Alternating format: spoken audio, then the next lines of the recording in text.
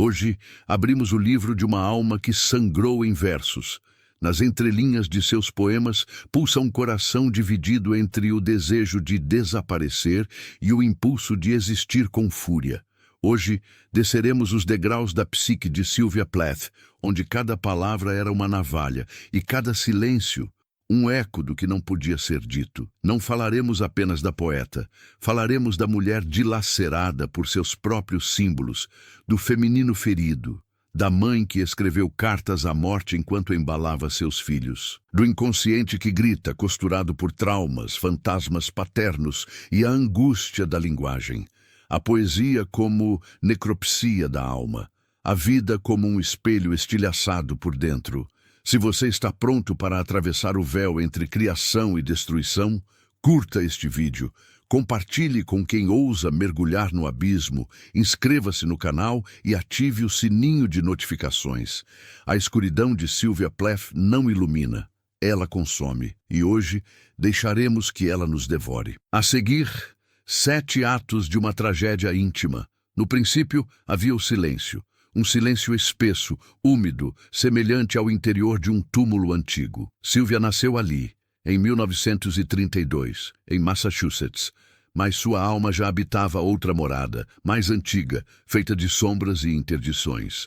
Ela não nascera para o mundo, mas para a palavra, e a palavra que a acolheu primeiro foi morte. Otto Plath era um homem duro, teuto-americano, estudioso das abelhas e da linguística, um oráculo calado que pairava sobre a casa como um ídolo antigo. Para a pequena Sylvia, ele não era um pai, era um deus, um tótem, um monólito que tudo via, mas nada dizia. Quando morreu de complicações não diagnosticadas, provavelmente diabetes, a menina tinha apenas 8 anos, e mesmo assim, a psique dela já sabia, o pai não morrera. Ele se tornara parte dela. A mãe, Aurélia, tentava seguir com os olhos secos e a coluna ereta. Mas não havia espaço para o luto naquela casa, apenas para o desempenho. Sylvia, ainda criança, aprendeu que o amor vinha sob a forma de notas altas, de cartas bem escritas, de boas maneiras. O afeto se escondia atrás da performance, e então ela começou a moldar sua dor como barro literário, diários aos 11 anos, contos aos 13, poemas aos 14, a menina prodígio que brilhava por fora enquanto apodrecia por dentro. Mas a escrita não era apenas expressão, era exorcismo. O pai se tornara um espectro interno, um eco que reverberava em cada escolha, em cada relação amorosa, em cada metáfora sufocada. Ele estava na rigidez dos homens que ela desejava, no abandono que ela temia, na culpa que ela cultivava como uma flor negra. Ele era o super-eu, com voz de trovão, corrigindo, censurando, controlando, mesmo do além. O poema Daddy não é uma homenagem, é uma execução. You do not do anymore, Black Shoe. A metáfora é brutal. O pai se torna um sapato preto no qual ela viveu por 30 anos, sufocada, encolhida, reduzida a uma parte, o pé. Não há mais reverência. A fúria. Uma fúria que a linguagem, sempre insuficiente, tenta conter como uma represa trincada. A menina que adorava o pai agora o compara a um nazista. Chama-se de judia. E no ato poético ela o mata, de novo e de novo. Porque uma só morte nunca é suficiente quando a ferida é simbólica. É aqui que a psicanálise sussurra. O pai morto é mais perigoso que o vivo, porque no inconsciente ele nunca morre de fato.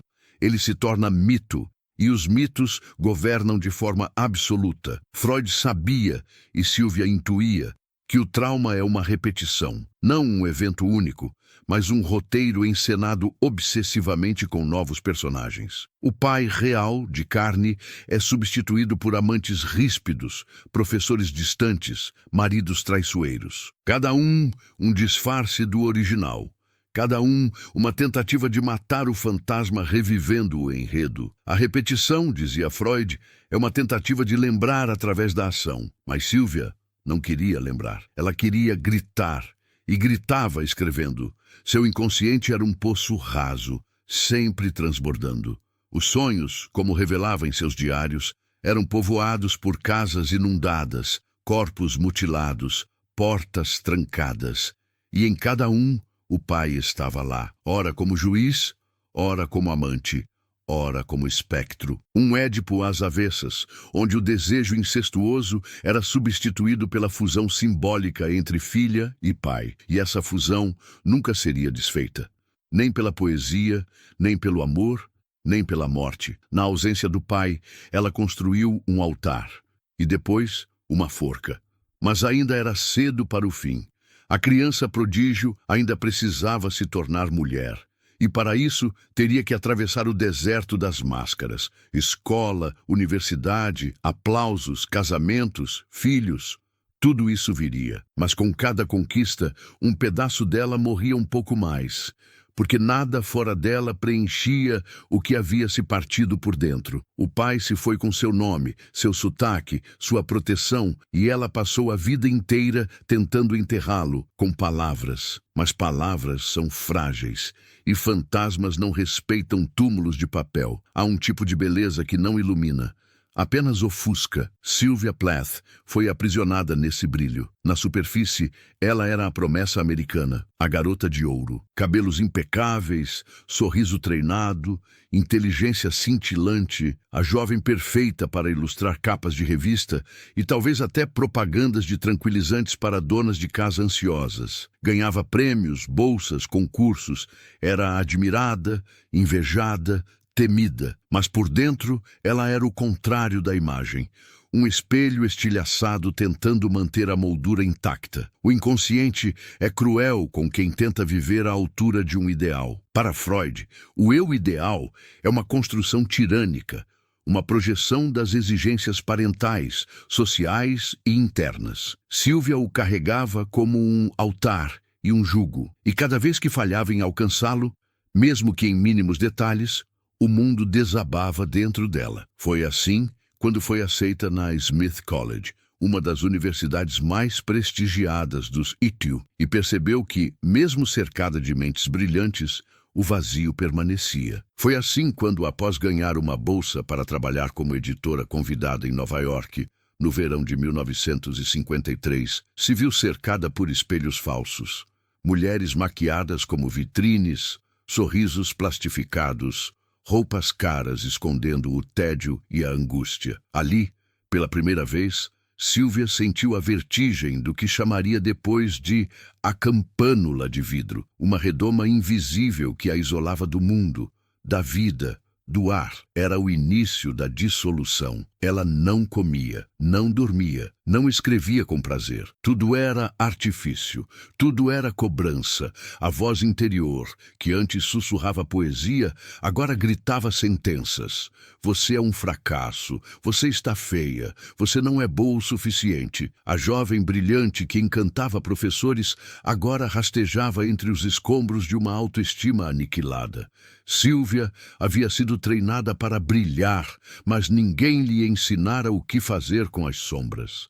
Então, ela desapareceu. No verão de 1953, Sylvia tentou o suicídio pela primeira vez. Tomou uma dose altíssima de soníferos e se escondeu no porão de casa, entre lençóis e poeira, como se retornasse ao útero da terra. Queria morrer, mas mais do que isso, queria ser ouvida, queria sair do espelho, quebrar o papel de filha prodígio, de mulher perfeita, de poetisa domesticada. Foi encontrada dias depois, semi-inconsciente, coberta de lama e delírio, levada a um hospital psiquiátrico, e ali, pela primeira vez, sua máscara quebrou diante dos olhos de outros. Recebeu tratamentos de choque.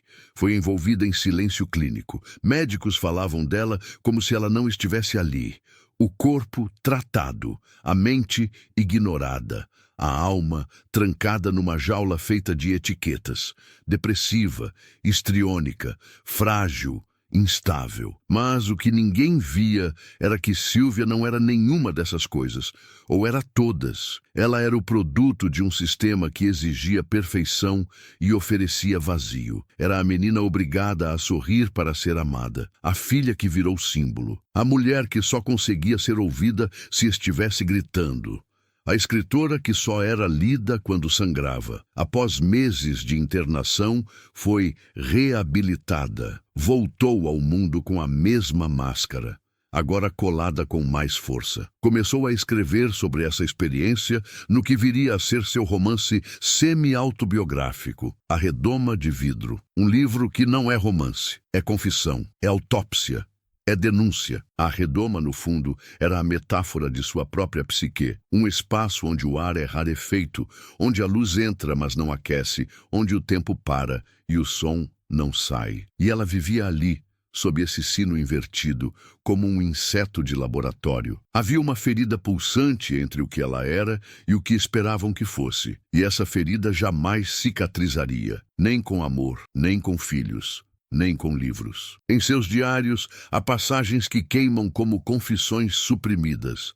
Quero ser todas as mulheres e nenhuma delas. Quero escrever como se minha vida dependesse disso, porque depende. Quero morrer, mas antes quero ser reconhecida. O paradoxo freudiano da pulsão de morte e do desejo de ser amado girava dentro dela como um redemoinho. Thanatos e Eros dançavam de mãos dadas, rindo de sua fragilidade. O desejo de desaparecer coexistia com a ânsia por deixar uma marca. Ela queria morrer, mas queria ser lembrada.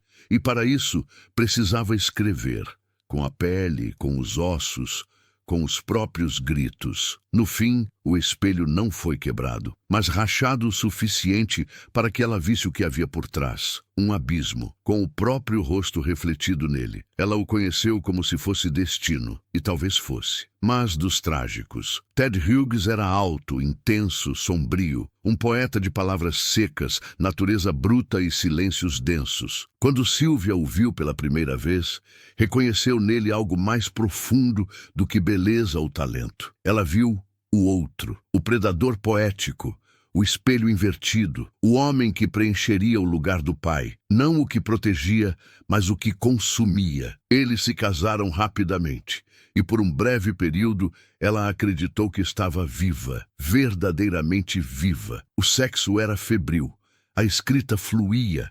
Ela se mudou para a Inglaterra com ele, deixando para trás os resquícios da América que tanto a sufocava. Ali, entre florestas inglesas e casas com cheiro de mofo, nasceu uma nova Sylvia, mais crua, mais perigosa, mais consciente do que carregava nas veias. Mas havia uma tensão subterrânea. Dois poetas, dois egos criativos, dois inconscientes em guerra. Ted era aclamado, respeitado, lido. Ela, ainda ofuscada, presa à imagem da esposa literária. Por fora, era a esposa perfeita. Fazia bolos, cuidava do jardim, engravidava com um sorriso enfeitado. Por dentro, rangia. Estava prestes a explodir. A maternidade chegava como um rito de sacrifício. Era chamada a oferecer o corpo, depois a alma, depois a voz. Ela amava os filhos, sim, mas também os temia, porque cada parto era uma morte simbólica da mulher criadora. O que é a mãe para Freud, senão o primeiro mundo, e também a primeira prisão? Sylvia, agora do outro lado do espelho, percebia-se não como a filha órfã, mas como a deusa devoradora, a que dava leite e palavras. Mas suas palavras começavam a rarear. Ted, por outro lado, prosperava. Seus poemas circulavam, seu nome crescia, e ele, cada vez mais ausente, envolvia-se em silêncios que cheiravam a perfume alheio. A traição foi o corte definitivo. Ele se apaixonara por outra mulher, Assia Wevill, sedutora, intensa, quase uma caricatura viva da própria Sylvia. Quando ela soube, algo se partiu, mas não foi surpresa, foi reconhecimento. Ela já havia previsto, em seus sonhos, em seus diários, nos poemas nunca publicados. Este é o altar onde queimei minha língua para que ele falasse. Essa poderia ter sido uma de suas últimas frases. Talvez tenha sido. Ela havia sacrificado tudo em nome do amor. E o amor cuspira de volta. Agora, restava o abismo. Ela estava sozinha, com 2 filhos, sem dinheiro, num inverno rigoroso, num apartamento onde o gás era cortado à noite. E mesmo assim, escrevia. Escrevia como quem abre o peito para extrair vermes. Poemas como facas, como feitiços, como necropsias. Nas semanas que antecederam sua morte, Sylvia produziu sua obra mais intensa, mais animalesca, mais verdadeira. Os poemas que compõem o livro Ariel não eram versos, eram vozes, vozes da carne, do inconsciente, da loucura, do feminino não domesticado. Ela deixara de ser mulher, era agora símbolo, matéria crua, a noiva da linguagem e do delírio. Em um de seus últimos poemas, ela escreve: "The woman is perfected, her dead body wears the smile of accomplishment." O feminino, para Sylvia, só encontrava perfeição na morte, porque a vida lhe exigia máscara demais. E assim, ela começou a preparar a travessia, com cuidado, com precisão, como uma mãe que arruma a casa antes de sair, como uma poeta que organiza os versos antes de calar. Fevereiro de 1963. O mundo lá fora congelava. Londres estava sufocada sob um dos invernos mais brutais de sua história. Dentro do pequeno apartamento no número 23 da Fitzroy Road, onde antes vivera W.B. Yeats, havia uma mulher, sozinha, com 2 filhos pequenos, e poemas no forno da alma. Sylvia Plath estava em sua forma mais crua, desfeita da máscara da esposa, rendida ao peso insuportável do cotidiano. Ela acordava antes do sol, preparava o leite das crianças, trocava fraldas com os dedos congelados. Depois, enquanto os pequenos dormiam, sentava-se diante da máquina de escrever como se fosse um altar, e escrevia. Escrevia como se estivesse queimando seus últimos pedaços de lucidez. Cada poema, um epitáfio, cada estrofe, uma carta suicida que ninguém compreenderia a tempo. Ariel nascia ali, entre o útero e a lápide, mas não era um livro. Era um grito ritualístico, era a vingança do feminino domesticado, era a mulher desfeita de papéis sociais, de amarras morais, de expectativas literárias. Era Lilith, montada num cavalo de sombra, atravessando os campos gelados da linguagem. Plath não era mais Plath. Era o inconsciente vomitando símbolos. E esses símbolos, agora, falavam de morte como redenção, de silêncio como paz, de forno como portal. Não é casual. O forno a gás, o cuidado em selar as frestas com panos úmidos, os copos de leite deixados para os filhos, os pães preparados, como num ritual de despedida. Sylvia não queria um fim caótico, queria controle, queria morrer de forma limpa, com o mesmo rigor com que revisava seus poemas. O suicídio foi um ato de linguagem, um ponto final colocado com precisão milimétrica. Mas também foi mais do que isso. Foi um acerto de contas com o pai, com Ted, com a mãe, com a América, com Deus. Foi o cumprimento de uma profecia escrita nas entrelinhas de seus diários desde a adolescência. Foi a transfiguração final da dor em obra. Sylvia sabia o que fazia, sabia o que deixava para trás, mas sabia, acima de tudo, que o mundo só a escutaria se ela morresse. Porque mulheres gritando de dor são chamadas de histéricas, mas mulheres mortas viram lenda. A análise freudiana não busca heróis, mas repetições. E Sylvia repetia. Repetia o abandono do pai, na traição de Ted. Repetia o colapso da infância, no silêncio da maternidade. Repetia a asfixia emocional, com a asfixia literal. A morte era, para ela, a única forma de interromper o ciclo, mas não houve paz. Porque Sylvia não desapareceu. Ela se espalhou, entre cartas, poemas, fragmentos, entre o culto à sua imagem e a necropsia de sua vida. Virou símbolo, virou mártir, virou rótulo. E o que ela mais temia, ser reduzida a uma ideia, aconteceu. A mulher morreu, a lenda nasceu, e talvez no fundo seja esse o preço de toda obra verdadeiramente visceral, matar o corpo para que a palavra viva. Após a morte de Sylvia, a poeira da tragédia não baixou, ela se espalhou. Naquela manhã de fevereiro, enquanto a cidade ainda despertava sob o frio do luto, Ted Hughes recebeu a notícia, e com ela, um legado que não pediu, o de ser o homem que sobreviveu à poeta que morreu. Ele não chorou em público, não deu entrevistas, não escreveu eulogias. Fez o que todo homem do século fazia, controlou a narrativa. Nos dias seguintes, passou a cuidar dos restos, não do corpo, mas da obra. Reuniu papéis, recolheu poemas, decidiu o que seria publicado, o que seria escondido, o que seria queimado. Sim, queimado. Com as próprias mãos, Ted Hughes lançou ao fogo os últimos diários de Sylvia. Os mais recentes, os mais íntimos, os que ela escrevera entre a gravidez, o abandono e a decisão de morrer. Disse que queria proteger os filhos, mas no fundo, talvez quisesse proteger a si mesmo. O inconsciente dele também sangrava, porque para cada símbolo que Sylvia usava para nomear sua dor, havia em Ted uma recusa em nomear a própria culpa. Freud dizia: o recalque retorna disfarçado. E talvez o luto de Ted tenha voltado disfarçado de silêncio, de destruição, de controle. Ele publicou Ariel 2 anos depois, alterando a ordem dos poemas, removendo os mais agressivos, suavizando o grito, mas o grito sobreviveu, porque não há edição que contenha o que foi escrito com sangue. Enquanto isso, a filha deles, Frida, crescia cercada por fantasmas. A mãe, uma santa trágica da literatura. O pai, um viúvo enigmático perseguido por acusações veladas. A outra mulher, a Cia Weevil, aquela por quem Sylvia fora trocada, também poeta, também amante, também suicida. Em 1969, a Cia seguiria os mesmos passos de Sylvia. Forno a gás, mas desta vez com a filha de 4 anos nos braços. Um espelho, um ciclo, uma maldição transgeracional. O inconsciente não termina com a morte de um sujeito. Ele se herda, ele habita a casa, os álbuns de família, os nomes dados às crianças. Frida cresceu sob o peso da ausência materna e da sombra paterna. E o que fez? Escreveu.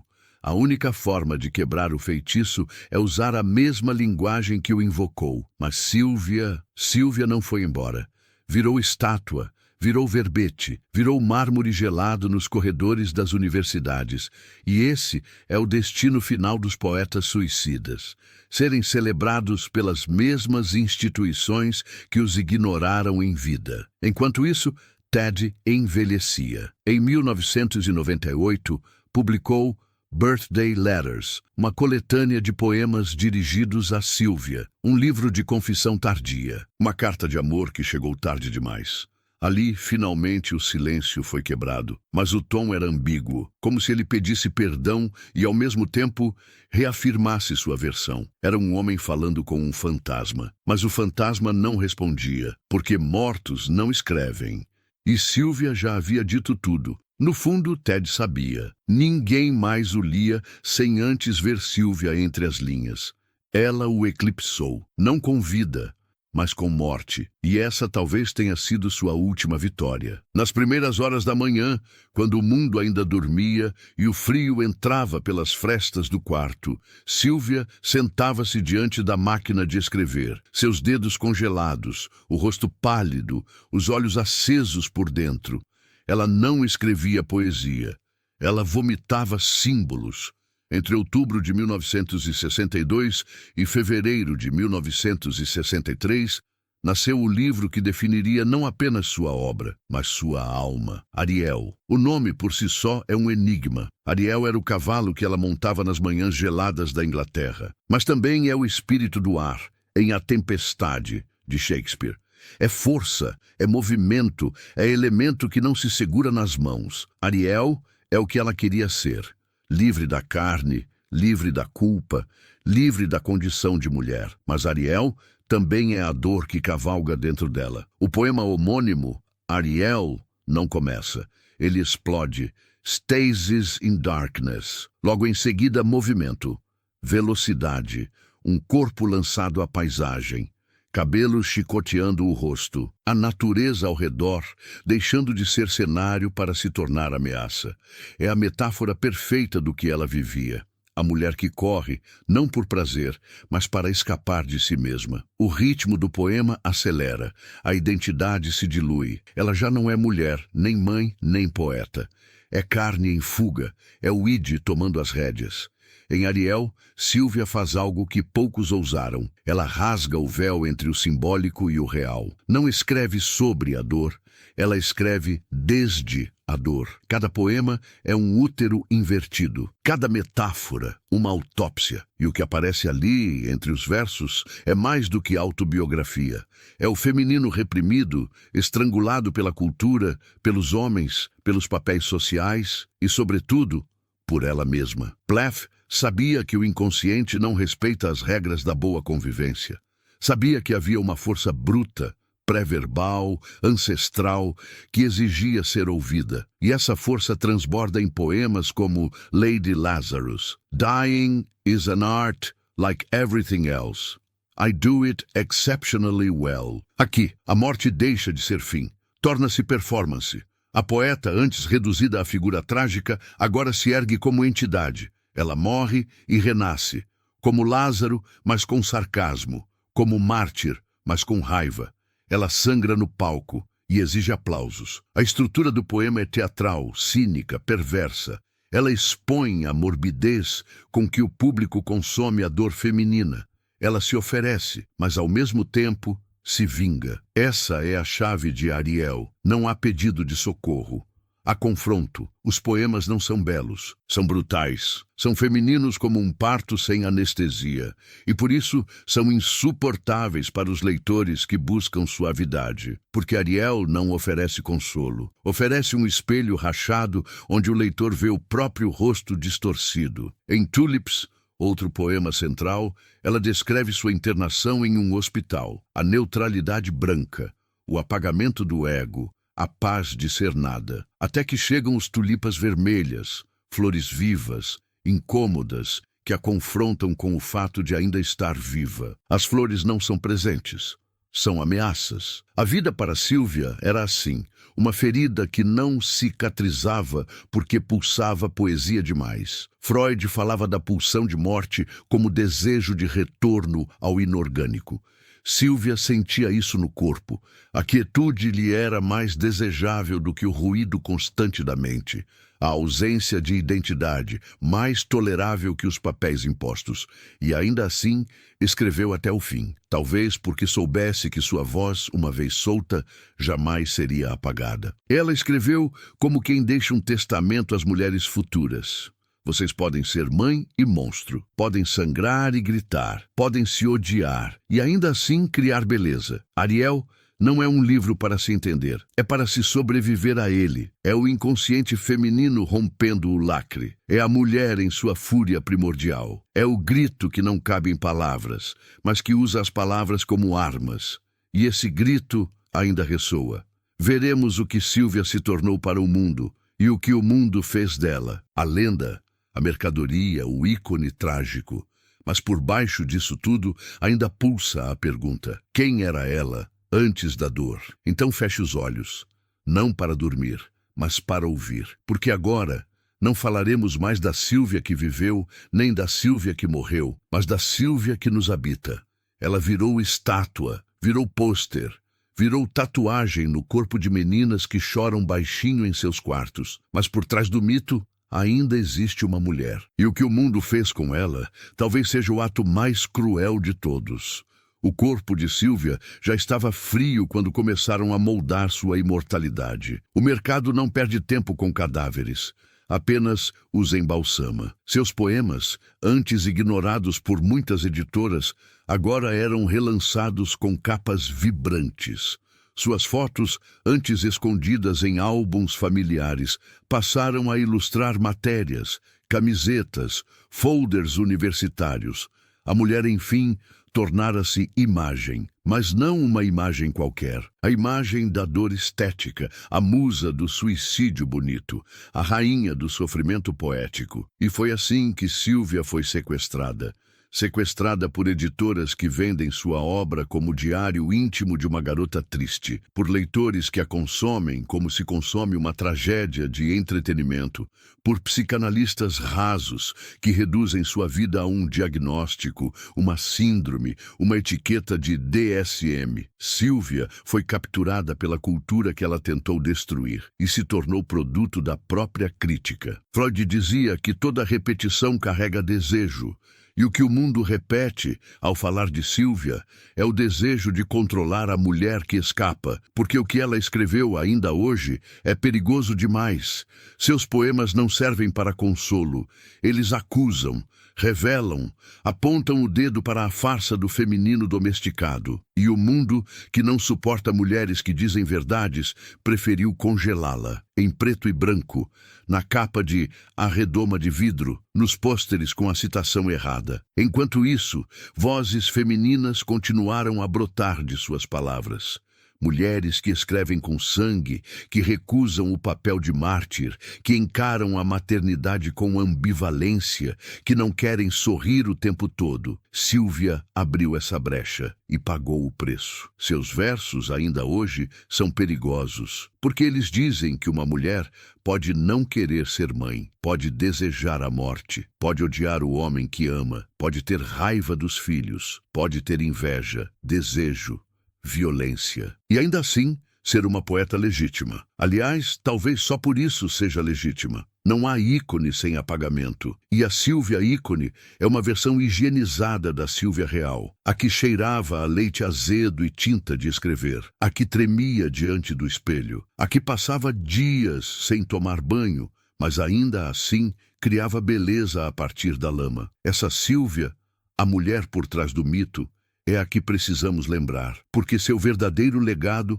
não está na imagem, está na ruptura. Ela rompeu com o feminino adestrado, rompeu com a literatura branca e limpa dos homens, rompeu com o papel de filha, esposa, mãe, musa e mesmo morta, continua sendo um erro que o patriarcado não sabe consertar. Talvez seja esse o terror, que sua obra continue a nos confrontar não com a morte, mas com a vida sem anestesia. No fim, Sílvia não queria piedade, queria escuta, queria nomear o indizível, queria ser inteira, ainda que isso significasse ser insuportável. E conseguiu. Se você escutou esse chamado vindo das trevas, curta o vídeo, compartilhe com alguém que sente demais, inscreva-se no canal e ative as notificações. Hoje visitamos Sylvia Plath, não a estátua, mas a carne que escreveu como quem queria arrancar a alma pela boca. E agora ficamos com o eco, como após uma sessão de análise onde se diz o que não se queria saber. E não há mais volta. Silêncio. Ela ainda está falando.